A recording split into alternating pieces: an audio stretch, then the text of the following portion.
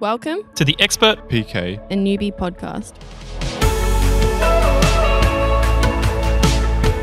Hello everyone and welcome to the Expert PK and Newbie podcast. I'm Alyssa, producer and co-creator of this show.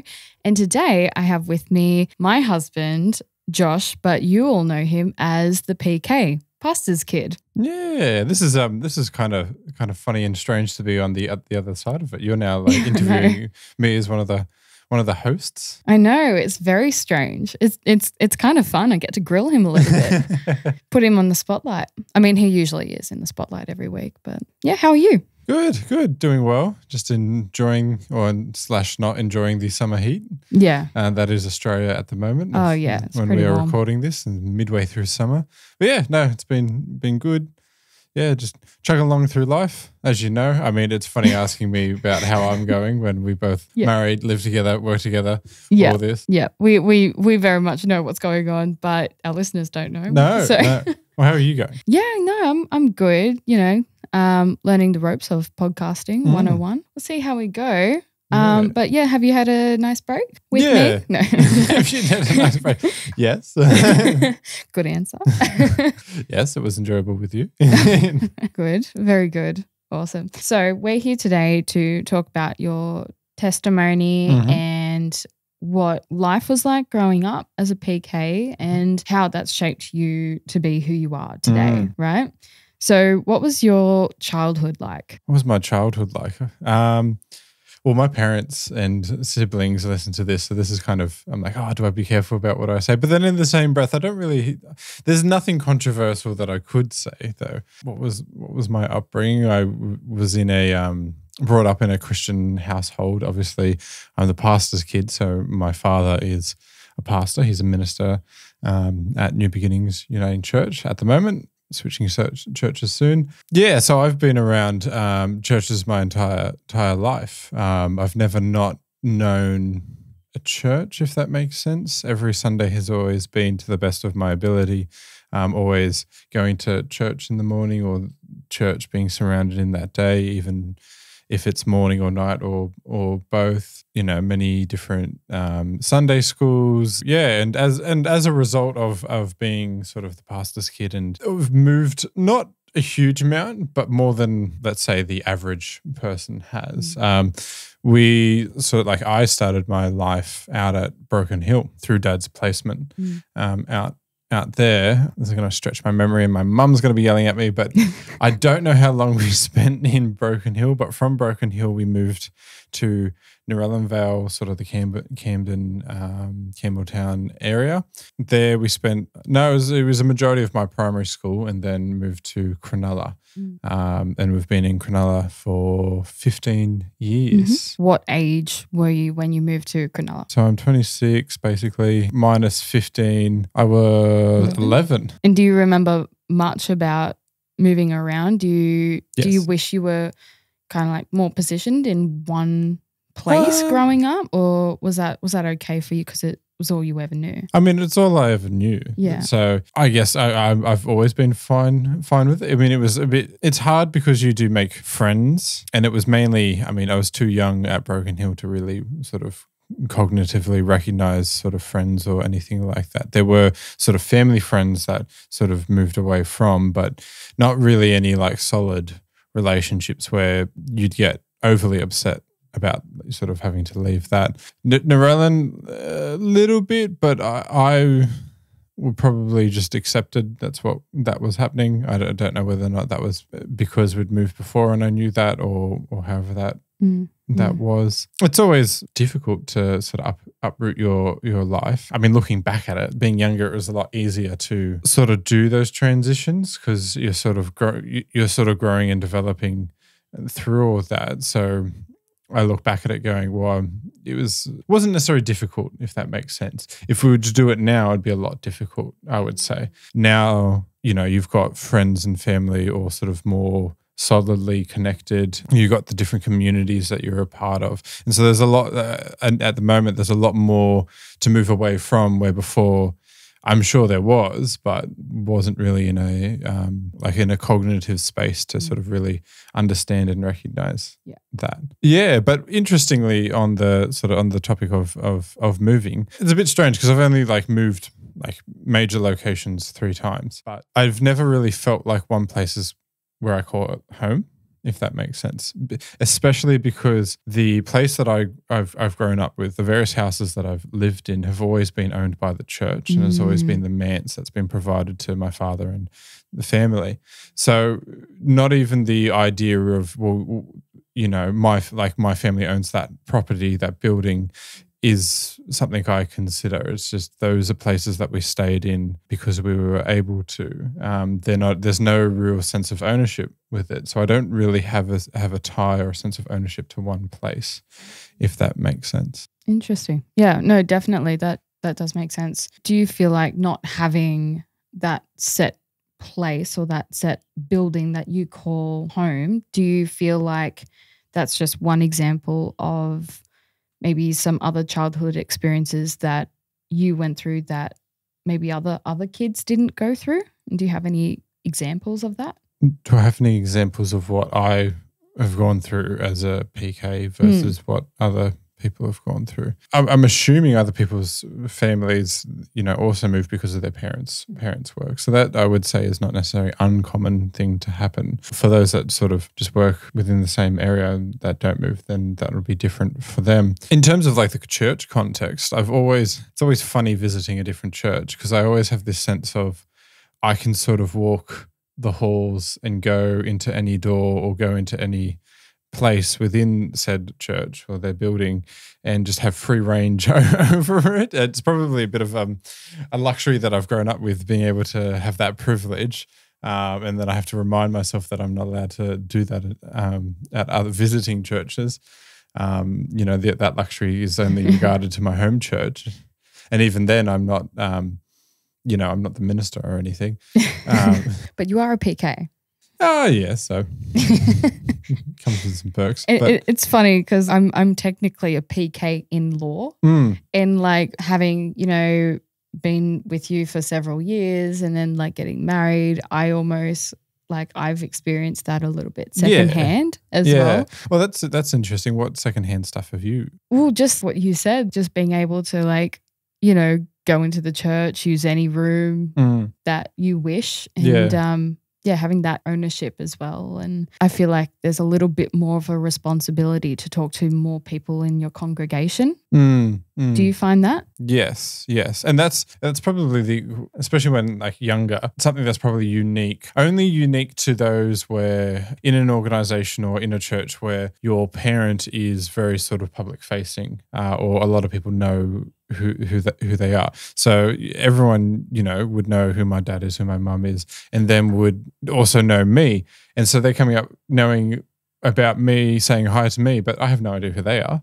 They're complete strangers to me, but they then act as if we're lifelong friends. You know, bit of an exaggeration, but sometimes that's how it feels. So probably that's probably, you know, going back to that question of being like the uniqueness. So that has happened in the past. It does feel like you sort of need to maybe show face a little bit more because people sort of know who you are. It's like if anyone were sort of like who regularly attends church or whatever organization is not there one week, then you would ask of them.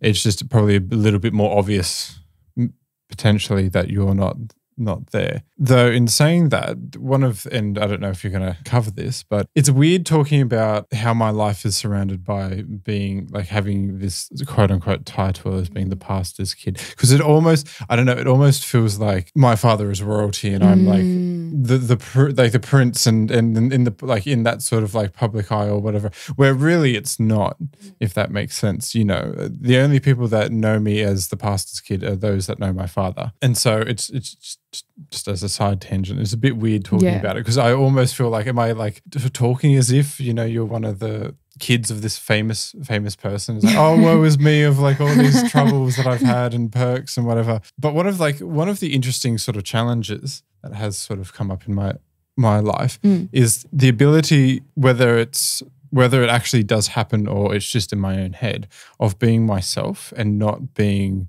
the pastor's kid all the time, and whether or not people can see me as Josh, my own person, or you're just doing that because your dad's doing this, or you're agreeing, or you're saying no.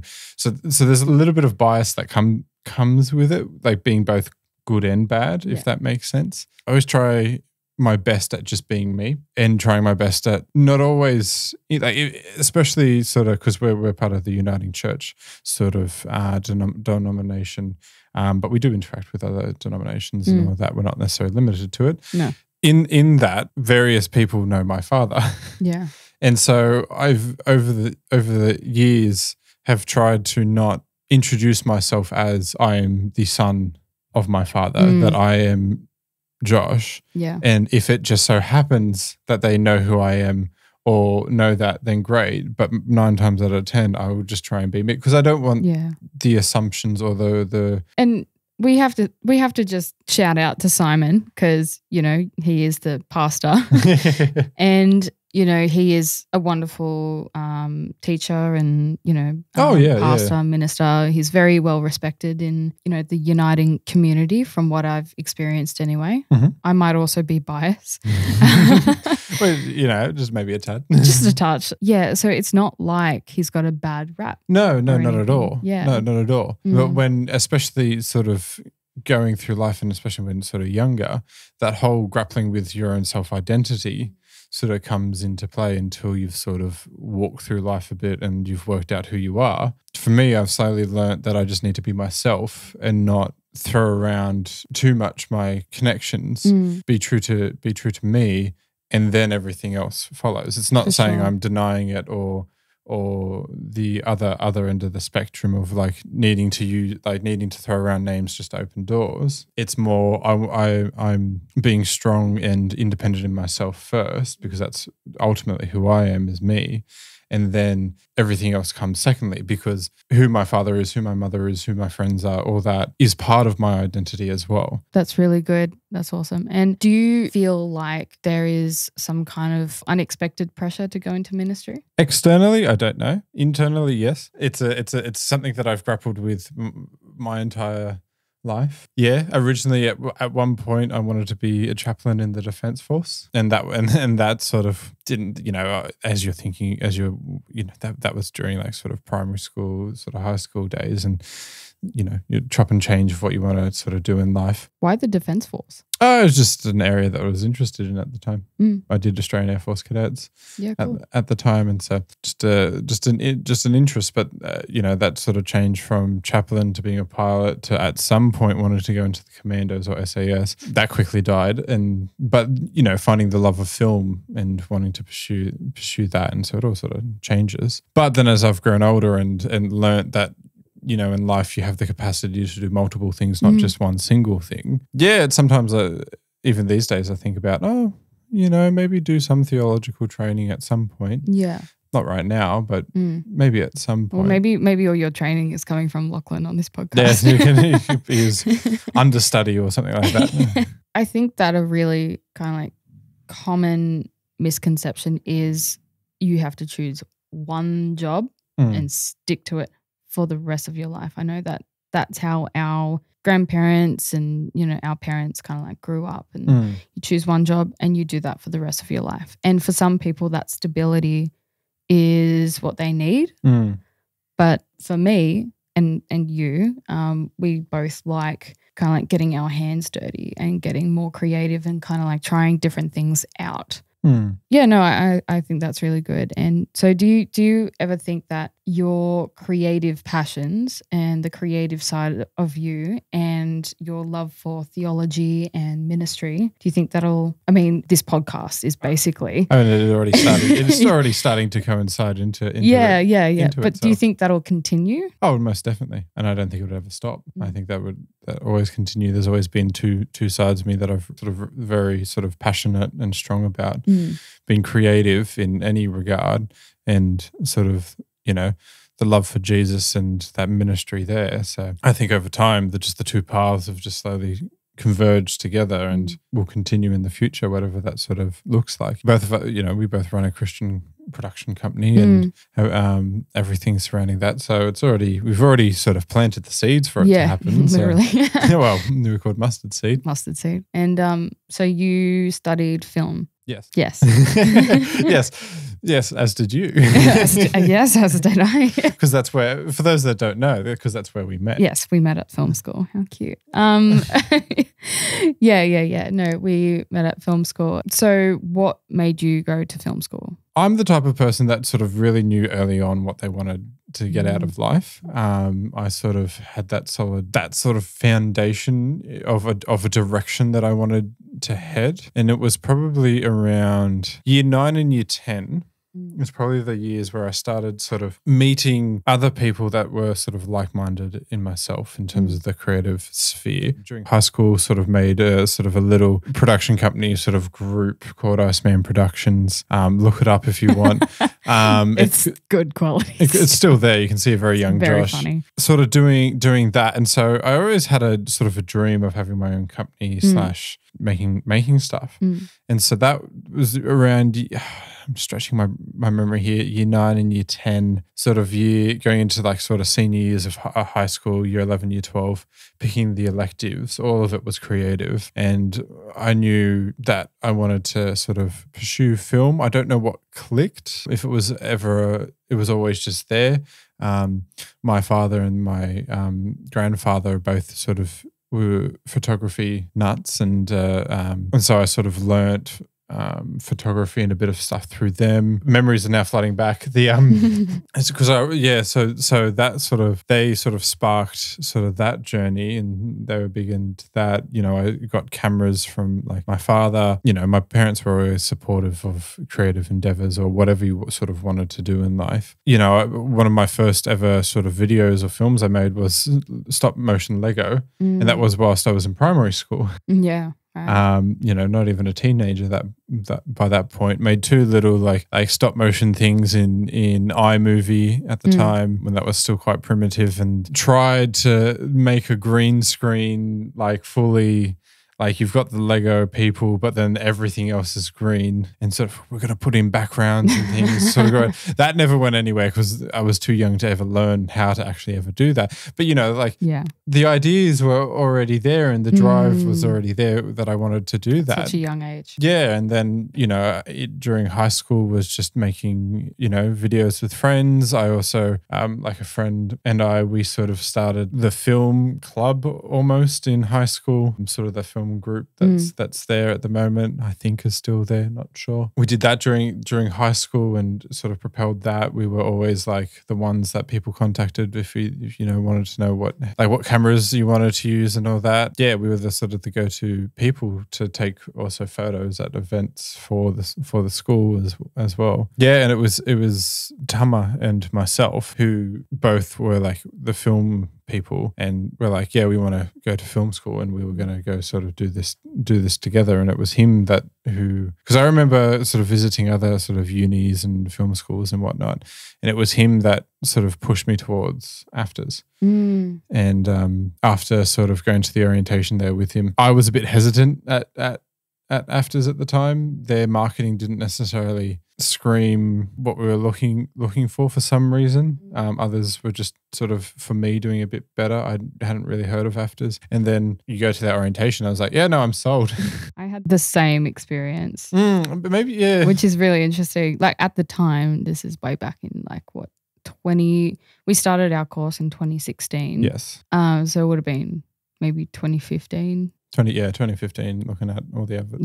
Yeah. And like I didn't know much about AFTRS, but I was just looking at all the different film schools in the area, probably very similar to what you were doing. And I wasn't sure about AFTRS, but the minute I walked in and saw their facilities, I was like, I'm going here.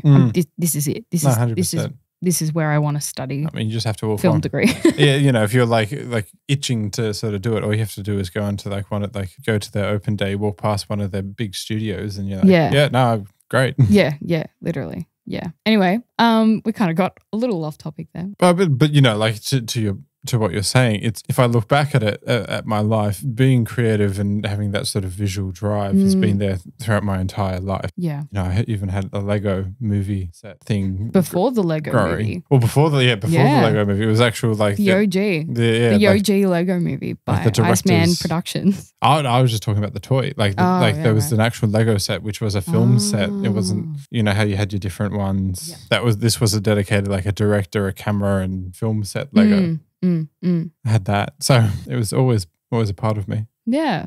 So going back to your dad, did he always want to be a pastor? No, he didn't. He was originally a scientist. He was in the medical science field. Yeah. If I'm getting that correct. Yeah, that's where he started out. He did his uni degree and journey through there. I was on the scene, born when he sort of started his journey towards ministry. He was in that sphere he was in that sort of sciencey medical sphere for quite a while. And it was only one day where God said that, you know, to change careers and hop over, that he took the leap of faith to go do that. That's very courageous and very difficult to do because it's completely different line of work. It is, and you also have to restudy and retrain yourself. Definitely. You have to start from square one again. Yeah, and that can be quite a big thing, especially if degrees take a number of years to get. Not to mention like the cost as well of study and education. Yeah. On top of that. No, wow, that's massive. Okay, so your dad goes and restudies and, you know, trains himself up to become a pastor, and obviously that had a massive influence on your life and who you are today and your faith. Do you remember when you started believing in God on your own and not because your dad believed in God? All my parents. Yeah. It's interesting because for me, there's never been a big life-changing sort of turn moment.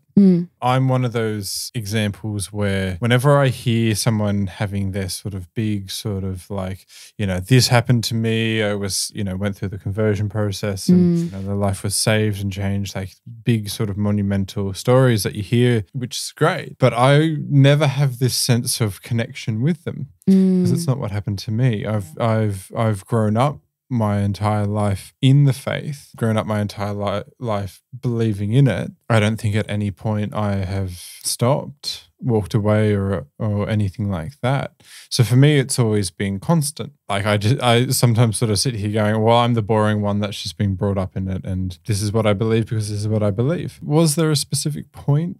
I remember going on the mission trip to Haiti, was filling out a questionnaire form. I had to ask like, when did you come to faith? And being asked those questions sort of made me think about my own faith journey and whether or not I believe this because I believe it, if that makes sense. And so and that was around when I was, oh my gosh, sorry, I can just hear my parents screaming at me. Mum and Dad, was I 15? Was I? Because they listened to it. So Yeah. It was just before going into senior year. Okay. Of high school. So what, were you in year 11? No, it was year 10? Year 10 maybe? Oh okay, boy, so this like is not good. 15? 15, I think age 15. I think it was age 15 and sort of getting to experience that side of the world and stuff. So that's when I sort of was aware of and started to think about it. Where I made a commitment to the church and being a part of or my involvement in the church as being sort of either a leader or someone that's also giving back, not just an attendee, if that makes sense, was about 5-ish years ago, probably more 5 years ago.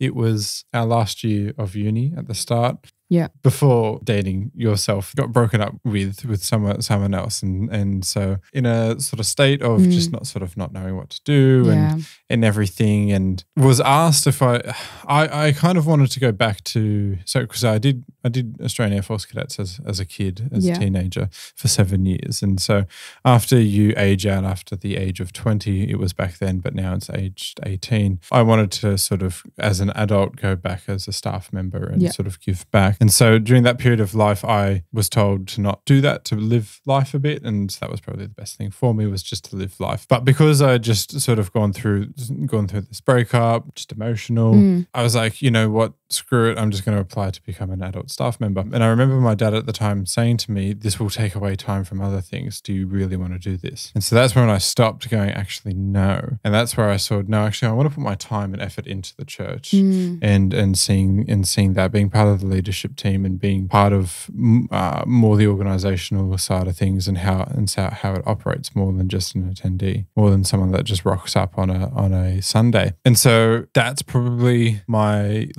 turning point of wanting to give back to the church. Yeah. I don't have a big conversion story. It's just a constant journey of like either having small doubts and then those doubts being sort of brushed away, if that makes sense. Like going away because you're like, no, actually, no, I don't have any doubts anymore. It's for me, because I am steadfast in my faith. I think there are, just throughout my entire life, there are little sort of pokes and jabs of, well, hang on, do we still believe this or not? And so for me, I don't think it's one moment in time. It's just my entire life, if that makes sense. No, totally. And I think a lot of the time we hear about the big, amazing kind of like conversion stories of visions and miracles and dreams. We hear more of that because that is miraculous, and it shows God at work in something that we can see, feel, hear, touch, right? And so it really grabs our attention. And I think that's why you hear more about those experiences more often, because I think your story, a lot of people will probably relate to that as well, where they never really kind of like had this big moment of change. It was just a steady walk with God in faith. And I just want to also say, I think it's very human to like have doubts every now and then, even as a really strong-headed Christian. I think it's healthy, and honestly, like everybody has them. Like, let's be honest, you know, we're not perfect. We are sinful beings, and we're not just fighting flesh and blood on this earth, being spiritually attacked as well at the same time. And so with all of that, I think it's very normal to have doubts every now and then. Yeah. And also not only having doubts, but kind of like then going through the motions of thinking about it and researching what that actually means. Yeah, and I've had my own grapples and sort of experiencing life to its fullest and its lowest, and not being unaware of what else goes on around me and the world, if that makes sense. Just because I've been grown up within the church, within the faith, doesn't necessarily mean that I haven't experienced how the other side of life works or what other people do or everything. For myself, I consume content that is both secular and Christian and that is sort of all sides of life, so that I can become more of a well-rounded person, so that I can form my own opinions and say confidently, yes, this is what I believe in, this is my own faith. And that way you become more relatable. Yeah. As well. And it's easier to talk to people who aren't necessarily just in your circle, but you can talk to other people who might want to know more about Jesus and what it looks like to be a man of faith. Yeah, you know, because for me, God, Jesus, Christianity, my faith just feels like family. It just feels like that this is just the thing I am part of. This is who I am, and I would have it no other way. That's really good. Who do you feel like you relate with the most in the Bible? A couple of people. And it just depends on how I'm feeling. Sometimes Jonah, you always just want to run away from your responsibilities and what you want to do, and you just don't want to do it. Sometimes I feel like that. Sometimes Peter, I have the best intentions, but I'm always stumbling around. But yet in the stumble, you become better and you actually eventually are doing the right thing. But I think ultimately my name, and it's my namesake, it's Joshua. That throughout my own life has been someone I've identified with, and whether or not it's just as a byproduct of that's what my name is. So that's the character in the Bible that shares the same name. So I have this connection to him. Yeah. You know, I don't know whether it's that way or a different direction. If I'm a byproduct of being named Joshua and Joshua in the Bible, or the other way around, if that makes sense. But I think sometimes I do think that I have this connection because I feel like I will someday lead a group of people or something, that it won't be just yet like Joshua, he was second in command to Moses, and that I will either follow someone or see the teachings of someone and then one day either take over or lead my own group of people or something. So I have that sort of connection there. A little daunting. Yeah. Because I've sort of put that on my own self as well. But there's a part of me that sort of feels like, well, you know, I think maybe my parents named me for a reason. And maybe that is part of my journey, is to follow suit. Yeah. Do you feel like God is also leading you that way? And I think so. Do you think it's just a coincidence, or do you think it is divine intervention? It's a big question. You could never know for sure. I've always had an affinity to lead something, to lead a group, company, individuals, or whatever it is into something. You know, whether that stems out of a control issue that I can't let things go, or always want to be in control of something. Yeah. Is it a personality trait, or is that just trauma? Or is that just trauma? I don't know, but. You know, it could be that, or, you know, it could be well and truly that I'm meant to lead someone, or I'm gearing myself up to lead. I don't know. Also, just because, you know, I share the same name as my as someone in the Bible, I'm also though open to the fact that that actually also might not be the case. Yeah. That the humbling part of that God is trying to humble me and going, well, actually, no, that's not going to be who you are. Yeah. As much as you want it to be as well. As much as you've grown up with this name, wanting it to be and reflect that, I'm also open to God humbling me and saying, well, no, actually, you're not doing that. You're actually going to do something else. Sometimes I just want to know exactly what it is God is leading us to do. Yeah, if it was like a clear sign, you know, piece of paper, a letter in the mail. Because God's not very obvious. Oh, well, sometimes. Depends. Sometimes. He's very subtle. Subtlety, but also sometimes so obvious that we just miss it. That's true. Yeah. Or we're really distracted, and it's hard to see him through our distractions. And temptations. Do you feel like you get distracted and tempted and you don't see what God's doing? It's a very personal question. Well, I am your wife, so. Yeah, but we're making a public thing. Well, all the time. Yeah. I mean, it'd be crazy if I didn't. Yeah. Being a part of this world, being a part of life, you're always going to get distracted and strayed off anything. It doesn't necessarily have to be God. I'm going to get distracted from a lot of things. But it's through my own self that you don't get either distracted too much, or you make sure you're on the path through like our own strength as well as God's strength. Yeah, no, for sure. Yeah, God's strength is the important thing there, and keeping our eyes on him. It's very hard to see what God has planned for us, for our futures, right? But it's so much easier to look back on our lives and see God really present in certain times of sadness and hurt and trials and triumphs. Do you remember a time where God was so clearly present in your life? I don't know. Because again, it falls under the umbrella of like always having like this like events always happening out of this standout moment, where my life doesn't feel like that. It doesn't necessarily feel like there are these standout moments where those things happen. Yeah, but it doesn't even have to be like a standout moment. It could be just a time where things just happened way too perfectly to be anything else but divine intervention. Or if you're really going through something tough and, you know, you seek comfort. I've got nothing. Like, I can say everything is clearly God, but there's no one moment where everything, quote unquote, went perfect. Yeah. Because nothing is in my life has gone perfect. Excuse me. Personally offended.